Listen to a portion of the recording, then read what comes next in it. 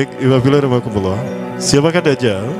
Dajjal ini lahir di Samirah dan dia diberi nama Samiri karena lahir di Samirah. Nah, kenapa disebut Samiri? Karena lahir di Samirah. Dia lahir 100 tahun sebelum Nabi Musa diutus. Dan Allah Subhanahu wa taala memberikan kelebihan kepadanya. Pertama, dia diberikan umur panjang. Ya, yang zara umru ila yamisah, ila akhiriz zaman. Ya, dia ditangguhkan ajalnya sampai akhir zaman. Yang kedua, dia memiliki kecerdasan di atas akal jenius rata-rata umat manusia. Jadi sejenius apapun umat manusia yang normal, dia 60 tahun di atasnya. Sehingga penemuan-penemuannya, kecanggihan berpikirnya, kedewasaannya jauh di atas manusia. Rata-rata manusia normal. Yang ketiga, dia memiliki kemampuan sihir yang luar biasa. Apapun sihir yang selama ini kita saksikan, tidak ada yang mampu mengalahkan sihir dia. Sehingga saking luar biasa sihir yang dia miliki, seolah-olah orang mengenalnya selevel dengan Tuhan. Karena apapun yang semestinya menjadi perbuatan Tuhan, Dajjal bisa melakukannya. Nah, ini saking hebatnya sihir Dajjal. Nah, nasab kelahirannya adalah nasab yang aneh para Allah. Dia lahir dari termasuk Bani Israel. Bani Israel ini keturunan Nabi Yakub. Yakub itu gelarnya Israel. Keturunannya disebut Bani Israel. Dari Yehuda. Yehuda ini adalah anak laki-laki dari istri pertama Nabi Yakub alaihissalam. Nabi Yakub istrinya 4. Yang pertama bernama Ya'la. Dari Ya'la ini melahirkan 6 orang. Salah satunya bernama Yehuda dan Lewi. Lewi melahirkan Nabi Musa alaihissalam. Yehuda melahirkan bangsa yang kita kenal Yahudi. Salah satunya Yehuda ini melahirkan generasi yang pada akhirnya melahirkan Samiri. Ya, kalau Rahil istri yang kedua, dan ini istri yang paling dicintai oleh Nabi Yakub, melahirkan 2 anak, Bunyamin dan Nabi Yusuf. Nabi Yusuf dan Bunyamin. Yang lainnya juga sama melahirkan 2 anak. Kahit dari Ya'la melahirkan 2 anak, Dam dan Naftali. Ya, anak tertua dari Nabi Yakub dari istri pertama bernama Raubin. Nah, dari Yehuda inilah lahir Samiri. Nah, ayah dan ibunya, kakek dan nenek Samiri ini adalah para penyembah berhala. Karena Samirah saat itu terkenal penyembah berhala. Ayahnya ini lahir dari proses perzinahan adik dan kakak, incest. Adik dan kakak berzina, lahir ayahnya. Adik dan kakak berzina, lahir ibunya. Jadi ayah dan ibunya ini lahir dari proses yang haram. Dan ketika ibunya menstruasi, disetubuhi sama ayahnya. Jadi itu peluangnya dari 2000 persetubuhan dalam keadaan menstruasi, 1 bisa jadi. Karena menurut penelitian medis juga bahwa darah kotor tidak menghalangi terjadinya fertilisasi, tidak menghalangi terjadinya reproduksi manusia. Jadi tetap pembuahan ovum oleh sperma bisa terjadi walaupun ada dalam medium darah kotor, menstruasi. Nah, ketika itulah hamil dan lahirlah Samiri. Rasulullah SAW menyebutkan dalam Musnad Imam Ahmad, ayah dan ibu Dajjal ini melewati perkawinannya selama 30 tahun tanpa melahirkan seorang anak pun. Dan di tahun ke-30 pernikahannya melahirkan Dajjal, melahirkan Samiri. Kelahirannya ini akan menjadi petaka bagi kedua orang tuanya. Dia adalah orang yang paling sedikit manfaatnya dan paling banyak keburukannya bagi manusia, terutama bagi kedua orang tuanya. Bahkan ketika dia lahir, alam semesta menolak kelahirannya. Dordar gelap, hujan badai, petir, itu terjadi di malam di mana Samiri dilahirkan. Seolah-olah alam menolak kehadirannya. Nah, sejak lahir sampai usia 5 tahun dia tidak netek sama ibunya. Kebayang, 5 tahun air susu ASI tidak ditetekkan. Itu yang menyebabkan terjadinya kanker payudara. Maka ibunya pun meninggal gara-gara kanker payudara itu. Nah, ibunya meninggal gara-gara itu. Terbukti apa yang disampaikan Rasulullah. Kelahirannya menjadi petaka bagi kedua orang tuanya. Begitu pula ayahnya, maka ayahnya menjadi single parent. Nah, kemudian di tahun yang kelima, sejak lahir sampai 5 tahun, kenapa dia menetek pada ibunya? Karena kerjanya tidur melulu. Disebut mati, dia bernafas dan cuma berdetak. Disebut hidup, dia tidak bergerak. Antara hidup dan mati, la yamutu wa la yahya. Nah, maka di usia ke-5 tahun, nah ini terjadi peristiwa yang menarik. Apa itu? Samiri bangun dari tidurnya di tengah malam dan tidak ada orang yang menyadari Samiri bangun. Dia merangkak dan pindah ke berhala yang terbesar. Nah, dia pindah ke pangkuan berhala terbesar, tidur di sana. Dan ternyata ketika berada di berhala terbesar tadi, ya buang air kecil dan buang air besar. Besoknya itu adalah hari pemujaan kepada dewa-dewa mereka, bangsa Samirah. Apa yang terjadi? Ketika terjadi ritual pemujaan tadi, maka sang raja yang dipertuhankan oleh kaumnya mencium sesuatu yang tidak enak. Bapaknya Samiri ini adalah tokoh agama paganisnya. Pas dilihat, kaget sang raja. Ternyata itu pesing berasal dari pantatnya si Samiri yang ada di pangkuan berhala terbesar. Marah murka tuh sang raja. Itu anak kamu, kenapa ada di situ? Kurang ajar kamu, ya telah menghina Tuhan kita. Kenapa kamu pindahkan anak kamu ke situ? Oh tidak Tuhan, saya tidak memindahkannya. Bagaimana saya bisa menghina Tuhan saya? Lalu siapa yang memindahkannya? Kan dia lumpuh. Nah, sekali lagi, kehadirannya menjadi petaka bagi kedua orang tuanya. Akhirnya raja marah dan ayahnya dipenjara. Selama ayahnya tidak bisa membuktikan penghinaan tadi, maka ayahnya dihukum mati. Pada akhirnya ayahnya pun dihukum mati. Ya, sedikit manfaat bagi kedua orang tuanya. Maka kemudian dia hidup pelihara oleh sang raja. Dan pas di usia dia 5 tahun itu, Allah menimpakan murkanya kepada bangsa Samirah yang sudah kelewat batas, maksiat, dan sudah tidak ada toleransi dari Allah untuk mereka hidup di bumi. Maka Allah perintahkan malaikat Jibril menghabisi mereka. Maka bangsa Samirah itu pun diratakan. Si Samiri karena masih balita, ya Allah selamatkan dia lewat malaikat Jibril. Diselamatkan dia dan ditempatkan di pulau entah berantah. Ada yang menyebutkan pulau ini berada di Laut Yaman, dan pulau ini dinamakan Pulau Socotra. Pulau Socotra ini adalah pulau yang berada di ujung Jazirah Arab. Nah, ini Pulau Socotra. Ini pulau tempat di mana Dajjal atau Samiri dibesarkan sejak 5 tahun sampai usia 100 tahun. Ya, dari usia 5 sampai 100 tahun dia tinggal di Pulau Socotra ini. Nah, Pulau Socotra ini adalah pulau yang berada di kawasan Yaman. Pulau yang memiliki banyak keunikan luar biasa. UNESCO sempat ingin menjadikannya keajaiban yang ke-8. Kan ada 7 keajaiban dunia ya. Yang ke-8-nya tadinya ini. Namun karena dia terkait dengan Samiri Dajjal, maka banyak negara yang menentangnya, terutama negara-negara yang menjadi pengikut Dajjal. Maka pada akhirnya pulau ini dirahasiakan. Nah, sebetulnya pulau ini unik kalau kita ingin berekreasi ke sana. Namun karena posisi yang terpencil, jarang orang mengikutinya. Para wisatawan jarang mengunjunginya. Padahal sesuatu unik, termasuk binatang dan penghuninya tuh unik-unik. Pohonnya unik. Dunia menyebutnya pulau ini dengan pulau julukan dari pulau alien hingga pulau neraka. Ada juga yang menyebutkan The Jekyll Island. Pulau Jekyll Island itu bahasa barat, kalau bahasa kitanya pulau Dajjal. Ya, sama dengan pulau Sedir ya. Itu juga The Jekyll Island. Nah, Pulau Socotra kaya dengan flora dan fauna yang unik hingga saat ini belum ditemukan di tempat lain. Jadi tidak ada flora dan fauna yang ada di pulau ini yang ada di pulau lain di seluruh dunia.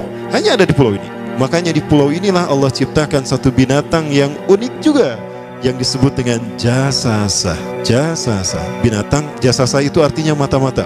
Binatang ini bertumbuh besar, dhahmatun kabirah, tughati jismaha asy-sya'r hatta la nastati an nafariqa aina wajhu wa aina dubru. Tubuhnya besar, dipenuhi dengan bulu, sehingga saking penuhnya bulu kita tidak bisa membedakan mana dubur, mana wajah. Yang menghadap itulah wajah.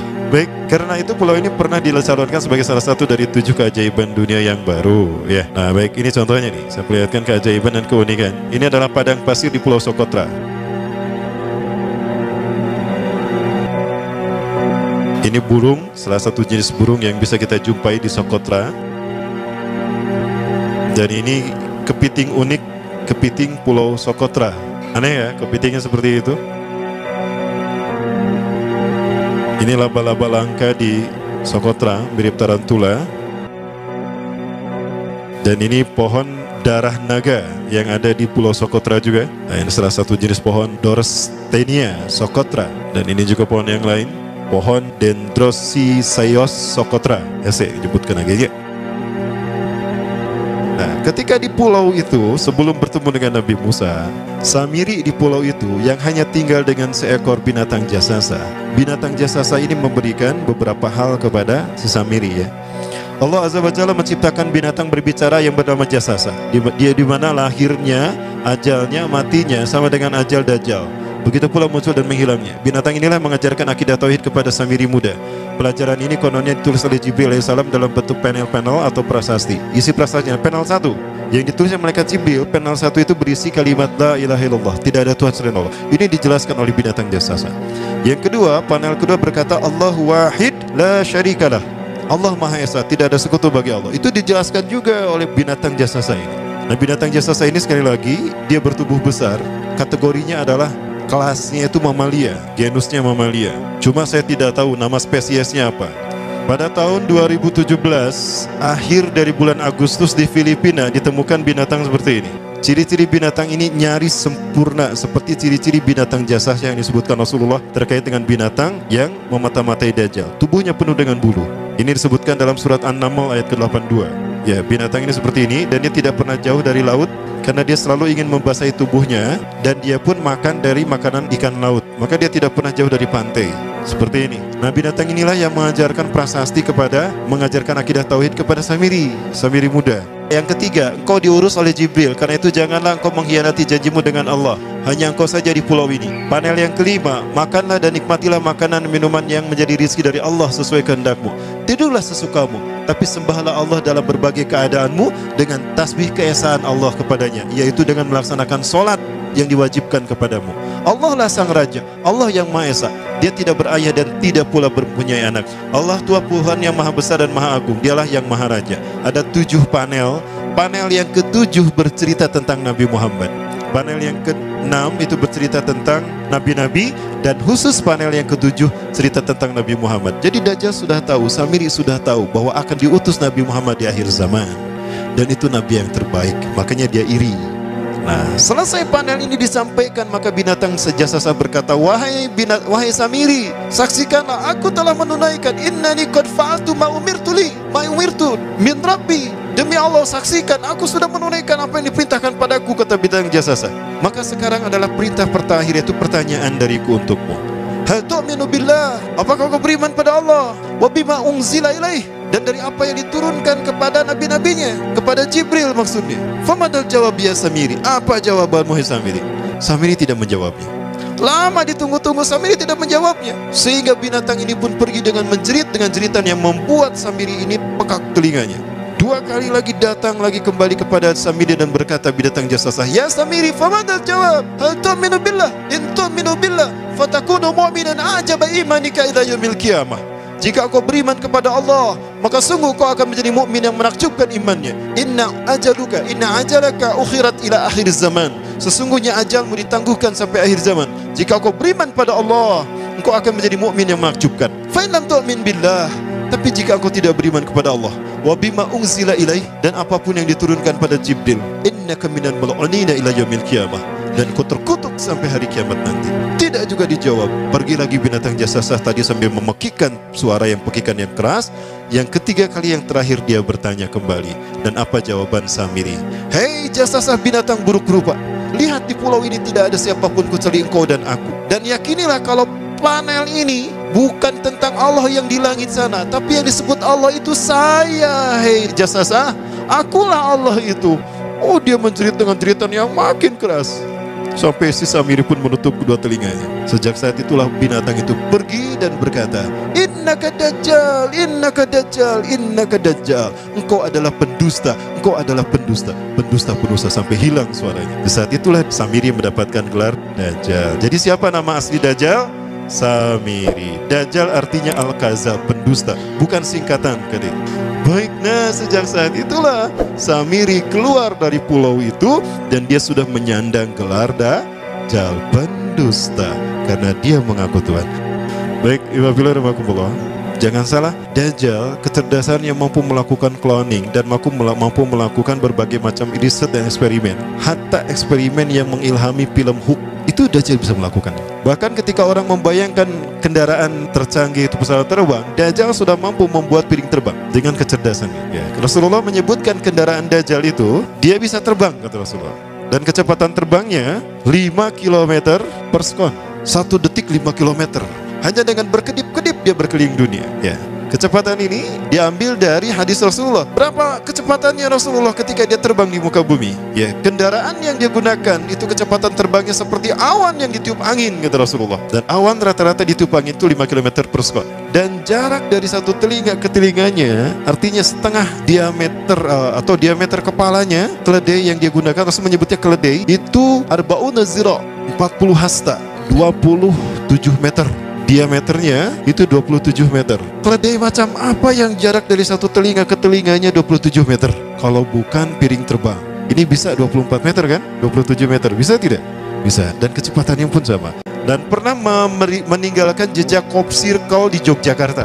Nah, Cop Circle itu adalah jejak UFO yang menjadi isyarat instruksi bagi para pelaku konspirasi dunia. Siapa? Para kalangan Illuminati.